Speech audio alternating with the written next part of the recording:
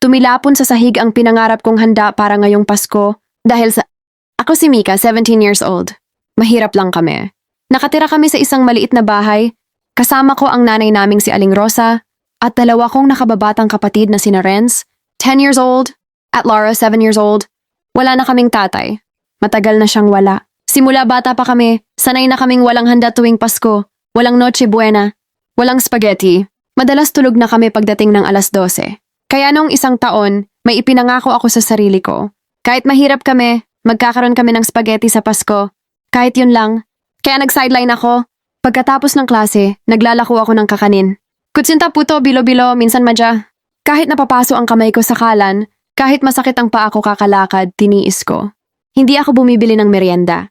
Hindi ako sumasama sa mga kaibigan ko. Lahat ng barya inipon ko para sa isang gabi na sana magiging espesyal para sa pamilya ko. Pa December 25, alas 6 ng gabi, sinimulan ko ng lutuin ang spaghetti. Maaga pa, pero gusto kong siguraduhin na maayos.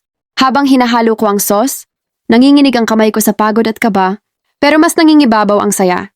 Naamoy agad ng mga kapatid ko. Ate, pwede na bang kumain? Tanong ni Lara. Hindi pa, sabi ko. Sa alas 12 yan, para sa Pasko yan. Para may handa tayo kahit ngayong taon lang. Niluto ko ang pasta, tinimplahan ang sauce, at inihalo lahat ng maingat. Pagkatapos, inilagay ko ang spaghetti sa malaking bandehado, tinakpan ng takip, at inilagay sa gitna ng mesa. Inayos ko ang mesa. Inilabas ko ang pinakamaganda naming pinggan kahit may bitak-bitak na.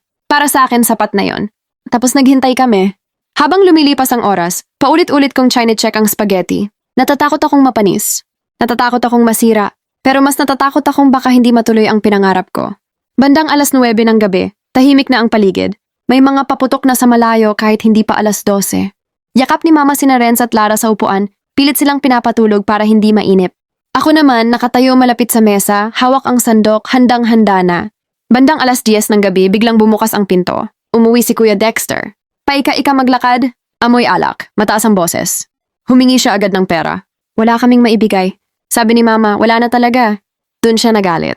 Mas lumakas ang boses niya.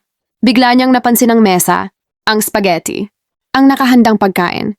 Tumingin siya sa akin. Tapos sa isang iglap, hinablot niya ang bandehado at itinapon sa sahig. Malakas ang tunog ng pagbagsak. Tumalsik ang sauce sa dingding. Tumilapon ang noodles sa sahig na may alikabok at dumi. Parang may sumabog sa dibdib ko. Hindi ako makasigaw. Hindi ako makagalaw. Si Lara biglang umiyak. Si Renz nakatitig lang, nanginginig. Si Mama yumuko agad. Pinulot yung mga hindi pa tuluyang tumama sa sahig at inilagay sa mga pinggan.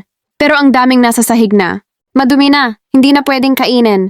Lumuhod ako sa sahig. Tinitigan ko yung spaghetti na ilang linggo kong pinag-ipunan. 6 na oras naming inintay. Isang iglap lang wala na. Hindi lang pagkain ang tinapon. Tinapon yung pagod ko. Tinapon yung pangarap ko para sa gabing yon. Pagdating ng alas 11, sobrang tahimik ng bahay. Wala nang nagsasalita. Mabigat ang hangin. Parang lahat kami may gustong sabihin pero walang lakas ng loob. Pagpatak ng alas 12, walang sigawan ng saya. Walang countdown. Tahimik kaming kumain ng konting natira. Tig-ilang subo lang bawat isa. Pero kahit ganon, pinilit kong ngumiti para sa mga kapatid ko. Pagkatapos, ako ang naglinis. Pinunasan ko ang sahig kung saan nakakalat ang sauce. Doon na tuluyang bumagsak ang luha ko. Hindi ko maintindihan kung bakit ang hirap mangarap ng simpleng bagay. Pero sa gitna ng sakit, may isang bagay akong pinanghawakan. Hindi porket tinapon ang handa, tinapon na rin ang pagmamahal. Kapatid ko pa rin siya, mahal ko siya. Pinangako ko sa aking sarili, kahit hindi araw ng Pasko, sisiguraduhin ko na makakatikim ng spaghetti ang mga kapatid ko, at ang pinakasusi nito ay makatapos ako ng pag-aaral